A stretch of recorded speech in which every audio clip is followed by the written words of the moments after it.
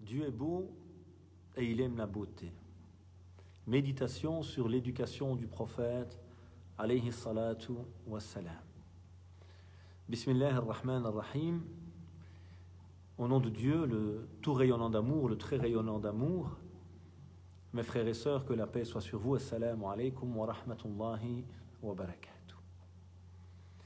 Alors nous nous retrouvons ce dimanche pour essayer de méditer ensemble sur certains aspects de la vie, de l'éducation, du modèle du prophète, alayhi salatu wassalam. Alors j'ai voulu aujourd'hui vous ramener dans le quotidien du prophète, alayhi salatu wassalam, dans cette manière toute simple mais tellement profonde qu'il avait de permettre aux gens finalement de mieux comprendre et de mieux vivre leur message, leur religion. Car s'il y a vraiment quelque chose qu'il nous faut retenir de la sunna du prophète, alayhi salatu wassalam, ce n'est pas l'usage qu'on en fait parfois aujourd'hui, où on a confondu la sunna avec le modèle anthropologique, les coutumes des Arabes vécues par le prophète, sallallahu alayhi wa sallam, ou par certains détails issus des normes qu'il pouvait avoir apportées. La sunna, c'est avant tout le modèle, c'est l'éducation, c'est la pédagogie du prophète, alayhi salatu wassalam. Et c'est vers là que j'ai envie toujours que nous ayons pour partager, pour méditer ensemble autour du modèle du prophète, alayhi salatu wassalam. Et donc nous allons voir ici une anecdote où le prophète, alayhi salatu wassalam, l'éducateur par excellence, transmet un message à certains compagnons qui sont avec lui. Il dit à ce moment: La yadkhulul jannah man kana fi qalbihi mithqalu dharratin min kibr.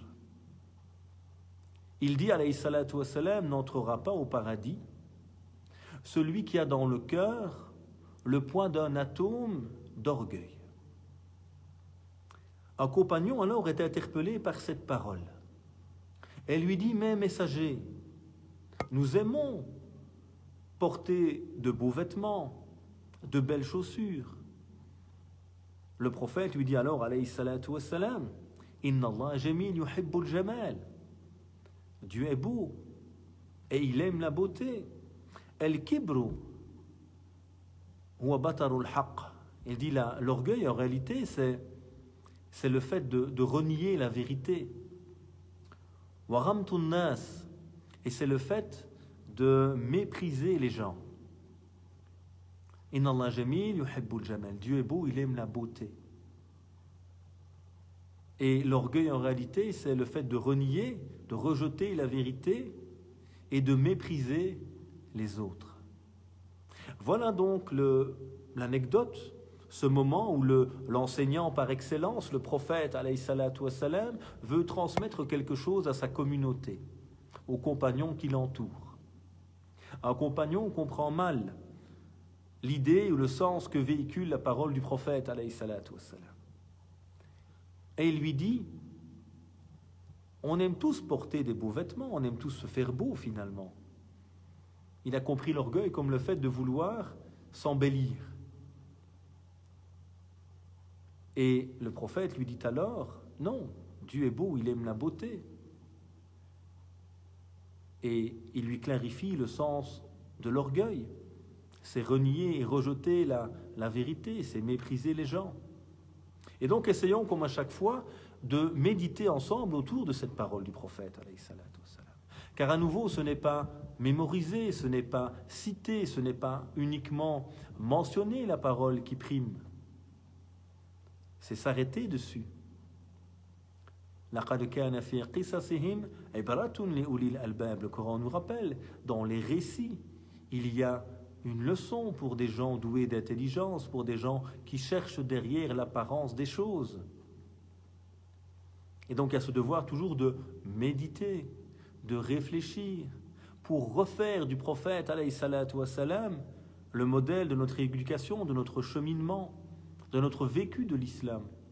Le prophète, sallallahu alayhi wa sallam, ce n'est pas une parole, ce n'est pas une chose qu'on rapporte de lui, c'est un modèle dont on doit s'inspirer. C'est une lumière qui vient orienter notre vie, c'est une pédagogie dans la manière de transmettre, de faire comprendre, de vivre l'islam au quotidien. Et donc c'est ce qu'on va à nouveau essayer de faire à travers cette parole du prophète, alayhi salatu wassalam, que je rappelle une nouvelle fois avant de méditer. Donc il dit, alayhi salatu wassalam, n'entrera pas au paradis celui qui a dans son cœur l'équivalent du poids d'un atome d'orgueil. Un compagnon, entendant cette parole, comprend mal ce que dit le prophète et lui dit, qu'en est-il d'un homme qui aimerait que ses habits soient beaux, que ses chaussures soient belles? Il pense que l'orgueil, c'est vouloir s'embellir. Et donc le prophète lui répond en lui disant, Dieu est beau et il aime la beauté. Mais l'orgueil, c'est de renier la vérité et de mépriser les gens. Voilà donc ces quelques éléments ici qui sont rapportés de cette anecdote du quotidien du prophète, alayhi salatu wassalam, que nous allons essayer à nouveau de méditer, car c'est ça l'objectif, comme on l'a dit. Premier élément qu'on retrouve ici, il n'entrera pas au paradis celui qui a dans le cœur le poids d'un atome d'orgueil. Le danger de l'orgueil. Car l'orgueil, justement, quel est le souci principal de l'orgueil? C'est que celui-ci nous empêche de grandir, de nous améliorer, d'évoluer. Pourquoi? Parce qu'on refuse d'apprendre, parce qu'on pense tout connaître. On pense être déjà arrivé, on pense être supérieur à l'autre. On méprise l'autre, comme si nous étions meilleurs que lui, de principe.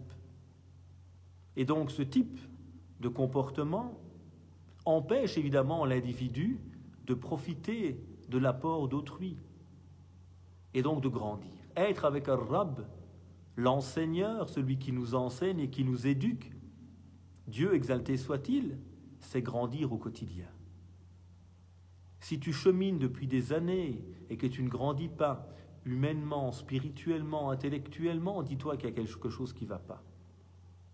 Tu n'es pas avec un Rabb, tu n'es pas avec l'enseigneur. Donc, premier élément, le danger de l'orgueil. Et rappelez-vous, faisons un comparatif entre le diable. Le diable était quelqu'un qui était très élevé, il était même parmi les anges. Et celui-ci va fauter.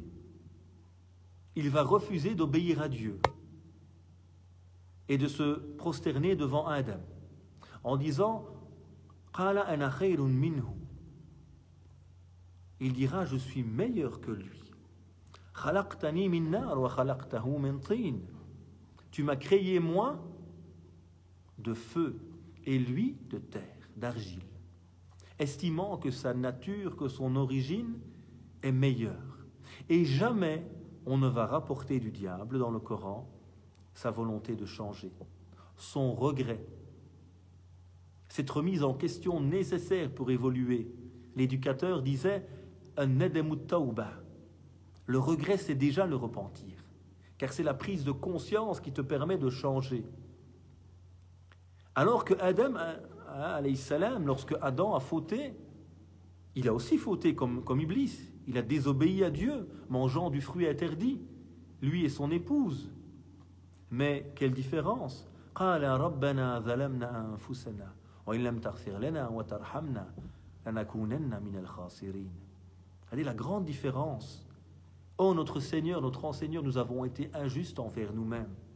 Et si tu ne nous pardonnes pas et ne nous fais pas miséricorde, nous serons alors parmi les grands perdants. La faute, tout le monde peut y tomber. Et c'est naturel. Tout fils d'Adam va tomber dans l'erreur. Mais le souci de l'orgueilleux, c'est qu'il ne veut pas reconnaître ses failles. Il ne veut pas reconnaître ses manquements. Et donc ne peut pas grandir, ne peut pas s'améliorer. Or, Dieu a créé l'homme doué de conscience, avec cette capacité de s'améliorer, de se réformer, de grandir au quotidien. Donc le danger de l'orgueil. Et de la capacité que devrait avoir le croyant ou la croyante, dans toute situation finalement, d'y trouver le bien qui lui permet de cheminer, d'y trouver la leçon qui lui permet de se remettre en question. L'imam Mohammed al-Ghazali, rahimahullah ta'ala, un grand savant égyptien du siècle passé, donc pas Abu Hamid l'ancien, Mohammed al-Ghazali, un homme très étonnant et très intéressant à connaître également. Je vous invite à le connaître, à découvrir sa vie, ses ouvrages. Certains sont traduits en français. Un grand érudit et un grand personnage dans tous les cas. Il rapporte un jour, il se promène et rencontre un homme ivre. Et cet homme, voyant le savant dans sa tenue particulière d'imam de l'Azhar, cet homme l'interpelle et lui dit « S'il te plaît, invoque Dieu afin qu'il me pardonne. » Et l'imam dit « Quand j'ai vu cet homme conscient de son ivresse, de sa faute, demander pardon à Dieu et me demander à moi de demander pardon à Dieu pour lui, je me suis interpellé, interrogé, je me suis dit, peut-être que cet homme est dans l'ivresse de l'alcool, mais il est toujours conscient de son erreur et demande pardon. Et peut-être que moi, le savant, je suis dans l'ivresse de mes bonnes actions. C'est-à-dire que mes bonnes œuvres, mon savoir, mon enseignement, m'enivre, m'aveugle, et fait que peut-être moi-même, je ne me remets plus assez en question. Et je faute. Alors, il s'assied à côté de cet homme, lève les mains au ciel et rappelle le verset d'Ibrahim. Le verset de Adam, pardon. Rabbana zalamna anfusana wa lam taghfir lana wa tarhamna lanakunanna minal khasirin. Et il invoque avec cet homme. Regardez comment cet érudit, cet homme pieux et savant, lorsqu'il voit cette personne qui est dans l'erreur, dans la faute, mais qui demande pardon à Dieu, il se dit peut-être qu'il est bien meilleur que moi. Parce que lui est conscient de sa faute et moi je suis aveuglé par mes bonnes actions. Ça, c'est le croyant qui est empli de modestie, qui est capable d'apprendre dans toutes les situations et donc de grandir et de cheminer. C'est vers là également qu'on doit aller. D'où le prophète qui nous parle ici du danger de l'orgueil, car l'orgueil nous empêche d'apprendre, nous empêche de nous remettre en question et donc de grandir et de nous améliorer. Donc on a vu ici ces deux exemples contradictoires d'Iblis qui est orgueilleux, qui refuse la vérité et donc de changer et de se remettre en question, et de Adam qui faute également, qui désobéit également, mais qui lui a demandé pardon. La yadkhulu al-janna man kana fi qalbi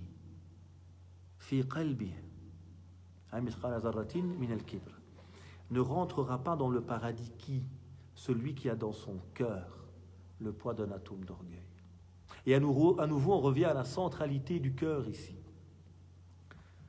Toutes les erreurs, tous les péchés sont toujours en fait le fruit d'un cœur qui a oublié, déconnecté de Dieu, prisonnier de ses passions, de la négligence, de l'insouciance. D'où l'importance du dhikr dans le Coran. Ya ayyuhalladhina amanu zkurullaha dhikran kathira. Ô vous qui êtes habités par la foi, évoquez Dieu abondamment. Rappelez-vous de Dieu, car il y a en cela nourriture du cœur et réforme du comportement. Car quand je sais qu'il est avec moi, qu'il est avec vous où que vous soyez, alors je ne peux pas tomber dans l'erreur. En tout cas beaucoup moins, car il est à mes côtés. Et je me rappelle,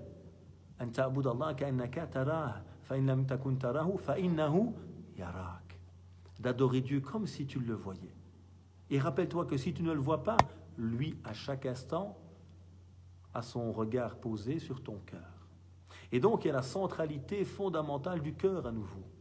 Et il est important de se le rappeler pour chacun et chacune d'entre nous également. La clé du succès, la clé du changement, ce n'est pas l'apparence. La cause de nos erreurs, ce n'est même pas le péché lui-même, c'est le cœur. Et les plus grands des actes d'adoration et les plus grands des péchés ne sont pas les actes extérieurs. Ils ne sont que la conséquence du grand péché ou de la grande foi qui a poussé l'être humain à faire le bien ou à faire le mal. يَوْمَ لَا يَنْفَعُ مَالٌ وَلَا بَنُونَ إِلَّا مَنْ أَتَى اللَّهَ بِقَلْبٍ سَلِيمٍ. Le jour où ni les biens ni les enfants ne seront utiles, si ce n'est celui qui vient à Dieu avec quoi? Avec un cœur saint, avec un cœur pur, avec un cœur qui a aimé Dieu, qui a aimé sa création. Mais l'orgueilleux voit son cœur se refermer, pensant tout savoir, pensant être supérieur, et s'empêchant alors de pouvoir revenir à Dieu, d'être utile aux autres, car les méprisant, comme on l'a vu dans le hadith. Et ça nous rappelle une chose également, attention, si tu veux bien cheminer, rappelle-toi toujours de ta nature humaine et de qui est Dieu. Dieu, il est le mutakabbir. C'est le seul qui peut estimer qu'il est plus grand, qu'il est supérieur à toute chose, car il est réellement tel quel. Par contre, l'homme qui est mutakabbir, qui est orgueilleux, qui se pense supérieur aux autres alors qu'il n'est finalement qu'un petit grain de sable dans cet univers, qu'un virus invisible peut le mettre KO et semer le chaos dans sa société, rappelle-toi qui tu es. L'homme a été créé faible.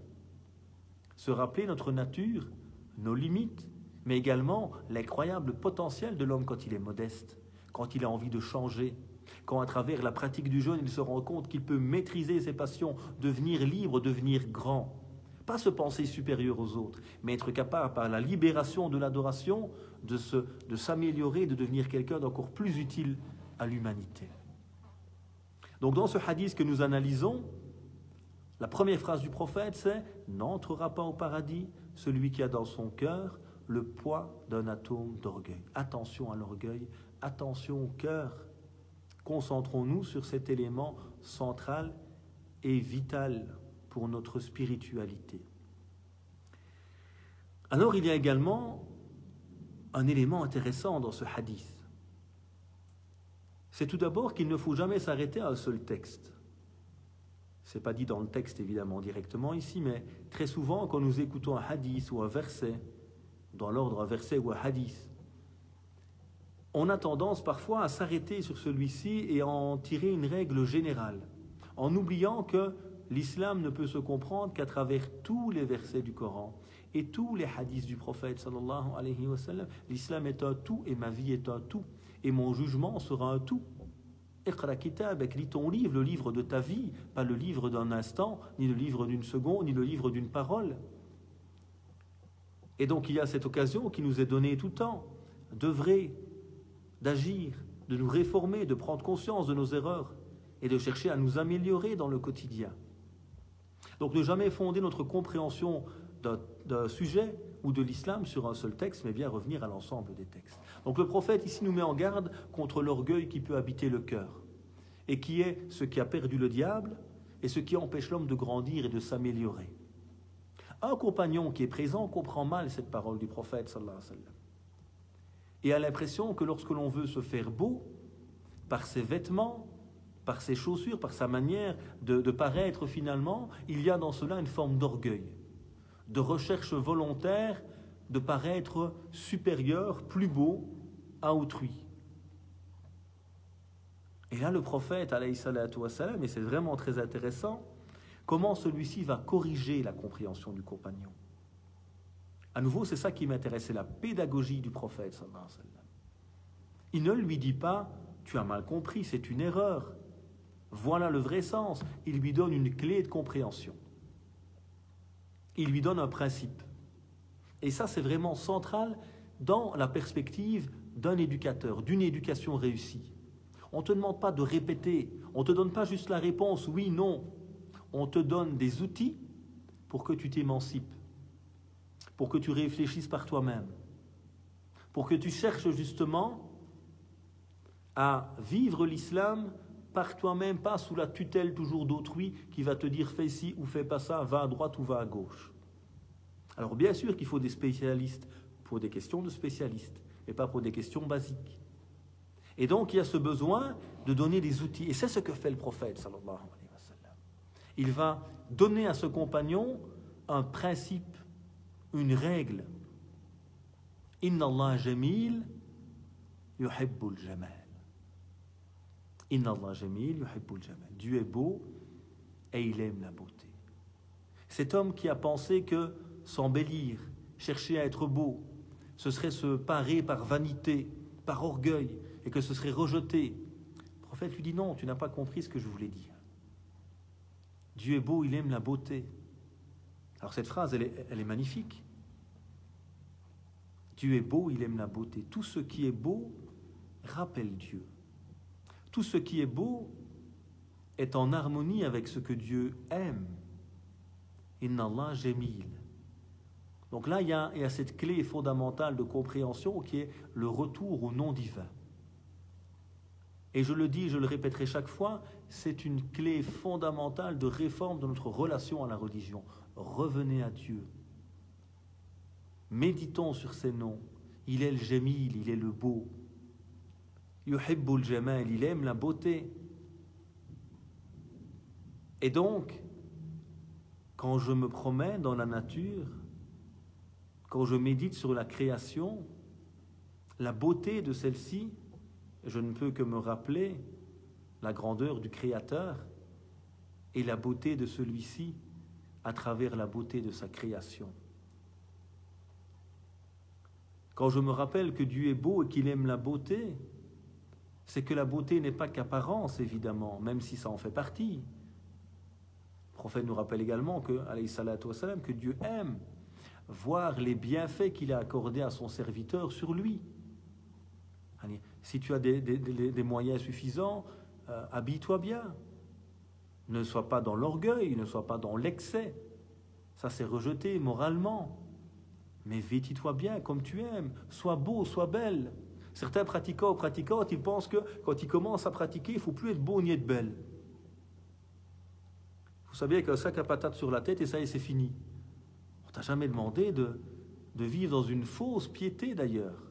Et les savants critiquaient autant celui qui est dans la recherche absolue de la parure par vanité que celui qui s'habillait volontairement avec des haillons, des vêtements de pauvres, pour montrer soi-disant qu'il était quelqu'un de simple, de modeste. La modestie, elle est dans ton cœur et dans ta manière d'être, pas dans le vêtement que tu portes. Tout comme ton orgueil n'est pas spécialement dans le vêtement que tu portes, mais dans l'allure que tu prends et la manière dont tu regardes les autres. Et donc cette importance ici de la beauté recherchée par Dieu. Et Dieu aime voir sur ses serviteurs le reflet des bienfaits qu'il leur a accordés. Fais-toi beau, fais-toi belle, mets des vêtements qui te plaisent, qui te mettent en valeur. Alors ça ne veut pas dire chercher à tout prix à attirer quelqu'un d'autre, ça c'est différent. On n'est pas dans la recherche de la tentation de l'autre, c'est pas ça l'objectif de la beauté d'ailleurs. La beauté, elle va avec la pudeur en islam. Mais il n'y a aucun mal à se faire beau, évidemment, à s'embellir, que du contraire. Et la beauté, d'ailleurs, ce n'est pas que la beauté de l'apparence, c'est une partie seulement. Il y a la beauté de la parole.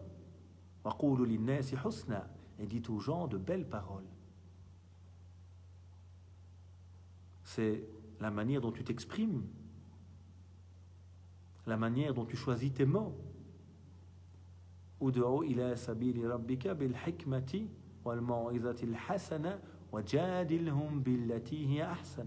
Quand Dieu nous demande de parler de la foi notamment, il nous dit appelle à la voix de Dieu avec sagesse, avec la belle exhortation et débat avec les autres de la plus belle des manières, de la plus belle billati hiya ahsan.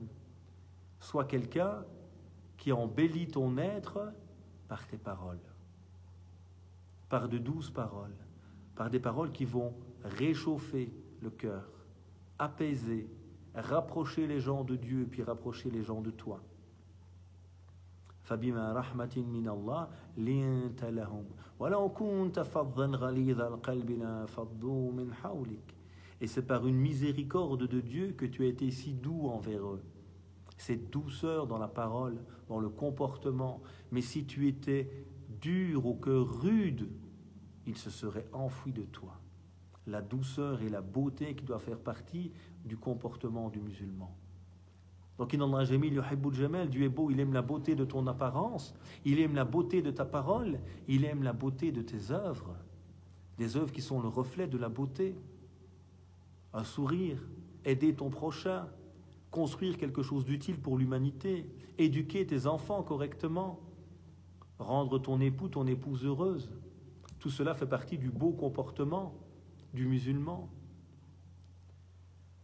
Dieu est beau, il aime la beauté, c'est nous rappeler également l'importance de l'art. L'art fait partie des belles choses de la vie. Et jamais l'islam n'a été contre l'art, même si certaines pensées, malheureusement, minoritaires, mais tellement répandues sur le net grâce au pétrodollar, ont pu faire croire aux gens que l'islam est contre l'art. Voyez l'histoire, il faut absolument lire et connaître l'histoire de notre civilisation, des communautés musulmanes. Allez voir l'Andalousie, Allez voir ces vestiges qui restent depuis des siècles et qui sont toujours le témoin de l'art, de la grandeur architecturale. Ces mosquées magnifiques, ces enluminures. Les musulmans ont produit de l'art dans tous les domaines. Et on a des gens aujourd'hui qui voudraient nous empêcher de goûter à l'art, à la beauté du son, de la musique, d'un instrument, la beauté d'une pièce de théâtre, d'un poème, alors qu'à l'époque du prophète, sallallahu alayhi wa sallam, on récitait des poèmes dans la mosquée. Mais aujourd'hui, on a parfois des gens qui ont perdu le goût de l'art, le goût de la beauté, parce que notre islam s'est déconnecté de Dieu pour certains.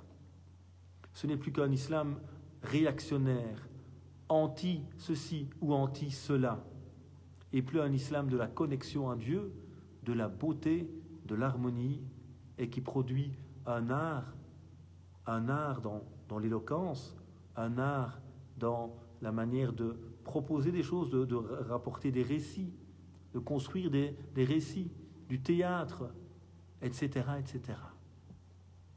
Et donc cette importance de se rappeler la beauté que Dieu aime.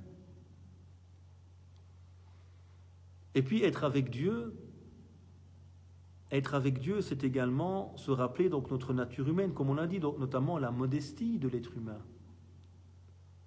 Il n'y a que Dieu qui est le mutakabbir, celui qui est au-dessus des autres, parce qu'il est Dieu l'absolu. Nous sommes l'homme plein de modestie et qui doit se rappeler cela.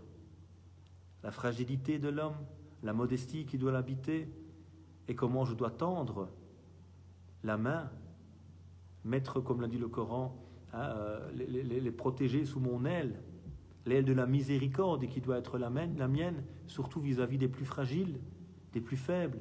Le Coran et le prophète nous rappellent, alayhi salatu wassalam, l'orphelin, je serai comme cela, yawm al-qiyamah, avec celui qui préserve l'orphelin. Il nous parlait simplement de passer ta tête sur la main de cet enfant, seul, de l'aider, de le couvrir par la miséricorde qui habite ton cœur et qui se traduit par tes actes. Et donc, mes frères et sœurs, il y a dans ce hadith, dans cette anecdote que nous avons essayé de méditer, pas mal de leçons. Je vous rappelle donc, s'il y a des questions, n'hésitez pas à les poser maintenant. 3 éléments peut-être à nouveau qui me semblaient importants ici. Premier élément, première réflexion, c'est, le prophète nous dit donc dans un premier temps, n'entrera pas au paradis celui qui a dans le cœur le poids d'un atome d'orgueil. Premier élément, rappelle-toi l'importance du cœur, des œuvres, des actes, des adorations du cœur, comme on les appelle, al-ibadat al-qalbiyya, et qu'elles sont centrales. Et que ce qui va te faire gagner ici-bas ou dans l'au-delà, c'est avant tout le cœur et la pureté de celui-ci. Évite donc l'orgueil qui t'empêche d'apprendre, qui t'empêche de grandir et qui te fait croire que tu es autosuffisant. Ensuite, nous avons cet homme, deuxième élément, qui vient interpeller le prophète sallallahu alayhi wa sallam et qui n'a pas compris sa parole et qui pense qu'on n'a pas le droit de bien se vêtir, de se parer. Alors le prophète alayhi salatu wa sallam ne lui répond pas oui ou non, mais il lui répond par un principe. Toute la pédagogie du prophète sallallahu alayhi wa sallam, toute l'éducation du messager. Je ne réponds pas comme ça, oui, non, fais pas. Comme on voit aujourd'hui les gens, tu peux, c'est halal, c'est haram. Non, il te donne un principe. Comprends. Réfléchis, assimile le principe. Et le principe, c'est quoi? Reviens à Dieu. Inna Allah jamil yuhibbul jamal. Certes, Dieu est beau et il aime la beauté. Reviens à Dieu, reviens à ses noms, reviens au principe pour une éducation qui t'apaise, qui te libère et qui te fait grandir. Troisième élément, il clarifie donc à ce moment-là que Dieu est beau et qu'il aime la beauté du cœur évidemment, la beauté du comportement, de la parole, mais aussi la beauté de l'apparence et la beauté de l'art et de tout ce qui va émerveiller les yeux et le cœur et l'ouïe de l'être humain évidemment. Et puis il rappelle à la fin que l'orgueil, c'est en fait renier la vérité, tu te penses supérieur à autrui, et c'est mépriser les autres, te penser supérieur aux gens. Voilà donc ces quelques éléments que je voulais modestement méditer avec vous aujourd'hui autour de cette anecdote, de ce moment d'enseignement du prophète alayhi salatu wassalam. Puisse Dieu nous permettre de nous rapprocher de Dieu, de goûter à son amour, d'être dans le chemin de la beauté que Dieu aime et de nous rappeler tout ce que Dieu aime dans notre cheminement, car cheminer, c'est aller dans le chemin, dans la voie de ce que Dieu aime. Puisse Dieu nous accorder son amour, l'amour de ceux qu'il aime, ainsi que la voie qui nous mène à son amour. Ô mon Dieu, toi qui es le meilleur des purificateurs, purifie nos âmes, accorde-nous belle part ici-bas et belle part dans l'au-delà. Purifie-nous, préserve-nous, guéris nos malades, fais miséricorde à ceux qui nous ont quittés, loin de nous. Cette pandémie permet-nous de revenir à une vie normale, mais en ayant été changés au plus profond de nous-mêmes pour faire justement que cette normalité soit renouvelée, revivifiée, pour ramener des valeurs au cœur de l'humanité. Subhana rabbika rabbil izzati amma yasifun wa salamun alal mursalin walhamdulillahi rabbil alamin. Bon, je regarde rapidement s'il y a des questions et puis on clôturera s'il n'y en a pas spécialement. Donc à nouveau, que la paix soit sur chacun et chacune d'entre vous. Assalamu alaikum. Wa alaikum salam pour ceux qui m'ont salué également. Que Dieu vous bénisse et nous accorde un savoir utile. Alors on pose la question sur le fait de se parfumer. Le prophète, alayhi salatu wassalam, aimait se parfumer. Il aime tout ce qui est beau et qui embellit l'être humain. Et donc, se parfumer est tout à fait naturel et humain. Et tout le monde apprécie cela, évidemment. À nouveau, le Coran ne parle pas du tout de ce genre de choses. Rappelez-vous que le Coran est la source première de tous les musulmans. Et que quand on veut avoir une réponse à une question, pédagogiquement, comme l'a appris le prophète, l'éducateur lui-même, alayhi salatu wassalam, on cherche dans le Coran. Et le Coran, son silence a du sens. Le fait qu'il n'évoque pas une chose, c'est qu'elle ne peut pas être fondamentale, sinon elle serait coranique. Alors le Coran, par exemple, nous interdit de chercher à attirer quelqu'un de l'autre genre. Et donc si se parfumer à un moment est utilisé dans un but négatif, dans l'objectif à nouveau d'attirer quelqu'un d'autre, de corrompre par ses actes, à ce moment-là, évidemment, se parfumer peut devenir négatif. D'où certains hadiths également, paroles qu'on rapporte du prophète, alayhi salatu salam, qui réprouve pour la femme le fait de se parfumer dans le sens évidemment d'un parfum abusif qui cherche vraiment à troubler l'homme lorsqu'elle passe à côté de lui et d'attirer le regard. On ne parle pas simplement de mettre du déodorant ou un parfum discret qui est simplement là pour bien se sentir et pour bien être dans sa peau. L'islam est une religion logique, les actes ne valent que par leurs intentions évidemment, et donc tout ce qui peut être contraire aux bonnes mœurs évidemment est critiquable. Et tout ce qui est fait dans une intention saine et dans les mesures de l'équilibre du juste milieu de l'islam, que ce soit pour les hommes ou pour les femmes évidemment, cela est tout à fait légitime. Alors vous pouvez trouver évidemment des réponses plus littéralistes sur la question, sur Internet évidemment. Voilà, c'est une manière de voir. Moi je vous propose peut-être une autre manière de voir, qui est celle également de nombreux grands érudits. Et je vous envoie toujours notamment vers Dar al-Ifta, le centre de la fatwa en Égypte, qui propose pas mal d'avis intéressants, plus évidemment des autorités européennes si elles ont pu aborder ce genre de questions.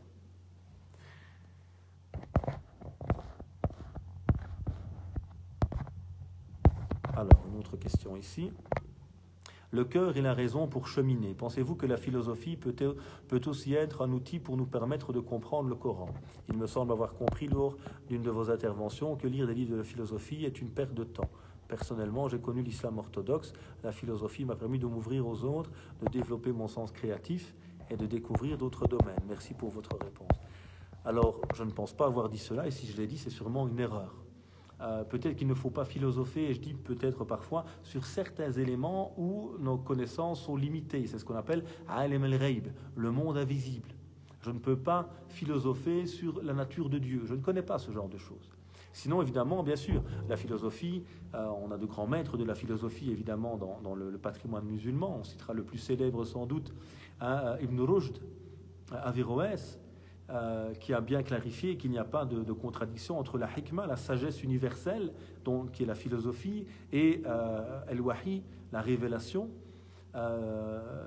Donc évidemment, bien sûr que la philosophie est intéressante, est une clé, et dans la plupart des facultés de théologie, dans les grandes universités musulmanes, comme Al-Qarawiyyin, Zaytouna, Al-Azhar, etc., ceux qui ont étudié Usul ad-Din, les fondements de la foi, ont également toute une série d'études sur la philosophie, etc. Donc oui, bien sûr, la philosophie en tant qu'outil surtout intellectuel, en tant que moyen de réfléchir, de revenir à la sagesse universelle, comme on l'a dit, et de méditer, bien sûr que c'est un outil utile et nécessaire, sans doute, pour mieux comprendre le monde dans lequel on vit, mais également pour mieux comprendre notre religion. C'est un outil intellectuel. Et le Coran nous appelle à l'argumentation, à la méditation, à voyager, à s'imprégner de tout savoir utile dont la philosophie fait partie, évidemment, sans aucun souci.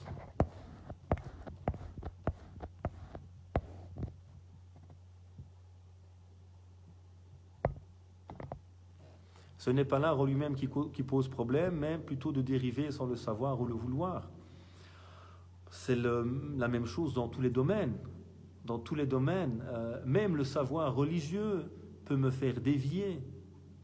Si le savoir religieux, à un moment, devient simplement un verbiage savant, je parle, je connais plein de choses, j'arrête pas de parler d'islam, mais je ne vis pas l'islam dans ma réalité. Mon cœur n'est pas accroché à Dieu. Moi, j'ai vu personnellement des gens qui sont des théologiens, des docteurs en charia, mais j'ai vu en eux un comportement interpellant, très vaniteux et orgueilleux dans la manière d'aborder les autres. Et j'ai vu des gens très simples, parfois illettrés, mais dont la foi transpire au quotidien, dans leurs actes, dans leur comportement, dans leur regard, dans leur sourire. Donc à un moment, toute chose qui est dans l'abus peut nous dévier, évidemment. Et donc, tout le travail du croyant, dans tous les domaines, dans le travail, dans toute chose, c'est de chercher l'équilibre. Inna li rabbika alayka haqqan wa li nafsika alayka haqqan wa li ahlika alayka haqqan fa'ati li kulli dhi haqqin haqqah.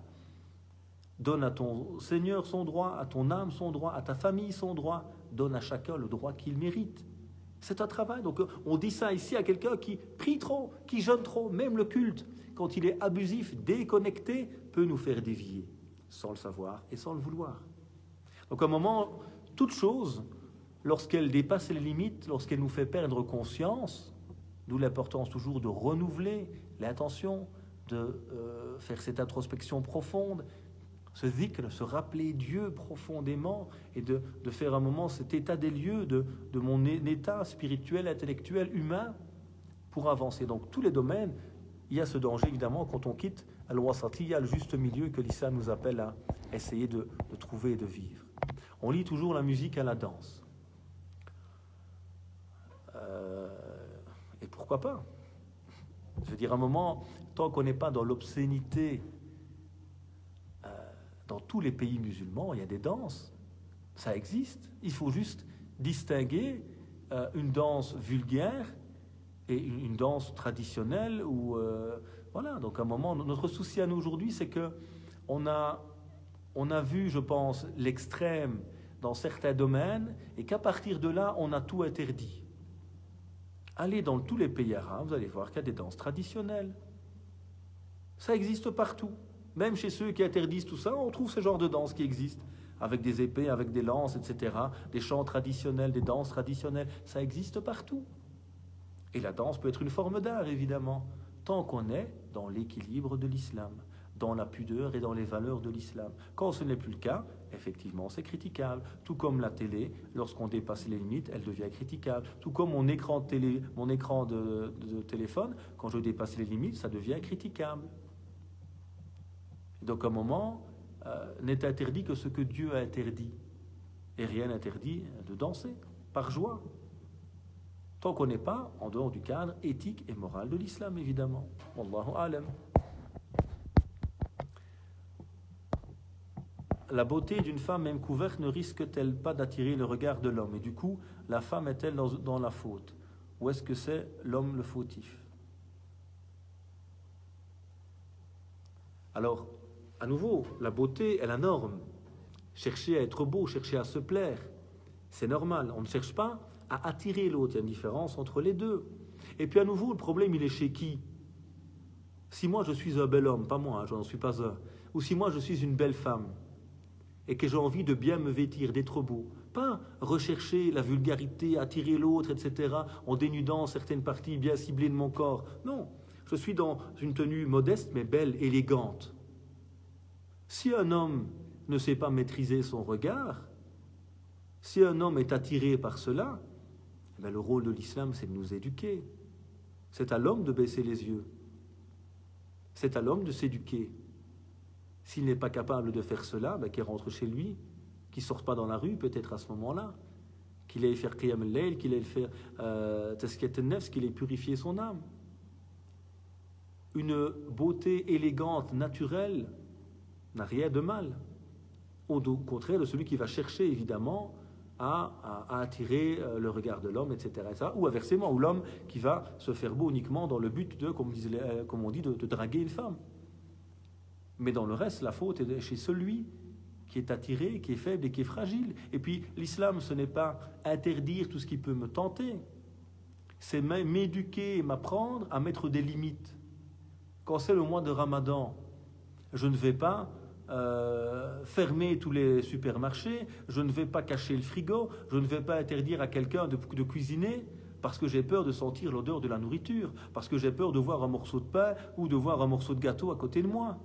Mon travail, c'est ça justement de croyance, c'est m'éduquer, apprendre à me maîtriser. Et pendant le mois de Ramadan, je peux voir un magnifique gâteau, un magnifique plat qui me plaît. Mais mon éducation, c'est quoi justement? Apprendre à me maîtriser. Tant qu'on est dans les justes milieux, ce n'est pas à la femme qui est belle de se cacher, ce n'est pas à l'homme qui est beau de se cacher, c'est à la femme ou à l'homme fragile qui ne sait pas se maîtriser de s'éduquer. Voilà ce que je pense personnellement par rapport à cette question. Le fait de ne pas demander pardon à quelqu'un qui nous juge dans le tort peut-il être considéré comme un acte d'orgueil? Alors toujours, il faut essayer d'appliquer aux gens ce qu'on voudrait que Dieu applique avec nous. Quand je faute, quand je me trompe, quand je trahis l'engagement que j'ai avec Dieu, je n'espère qu'une chose, qu'il me pardonne, qu'il fasse miséricorde. Je dois toujours appliquer cette même règle avec les gens qui m'entourent. On m'a fait du tort, on m'accuse sans raison. Alors c'est difficile à encaisser, évidemment, je peux le comprendre. Et on doit distinguer deux choses, je pense. Pardonner, c'est la qualité du musulman. Mais l'intelligence aussi. Apprendre de ses erreurs, c'est aussi la qualité du musulman. Donc quelqu'un m'a trahi, m'a trompé, financièrement par exemple. Je pardonne à cette personne. Mais je ne retombe pas dans le piège une deuxième fois. Je ne refais pas confiance à cette personne pour quelque chose lié à l'argent. Lorsque quelqu'un d'autre me fait le même coup, j'ai déjà eu le coup une première fois, viens, on va signer un contrat s'il te plaît. Donc à un moment, pardonner, c'est la qualité du croyant qui nous permet de dépasser la haine, l'orgueil qui peut nous habiter effectivement, mais ça ne veut pas dire qu'après on va tout valider et tout accepter de l'autre, évidemment. Et on peut après prendre une position plus distante vis-à-vis de cette personne, évidemment. Mais on peut pardonner et on garde une relation, on va dire, cordiale en apparence, sans aller plus loin. Et plus on fera d'efforts, plus on sera récompensé par Dieu, tout comme on espère aussi que lui nous pardonnera malgré toutes les erreurs qu'on a pu commettre ici-bas.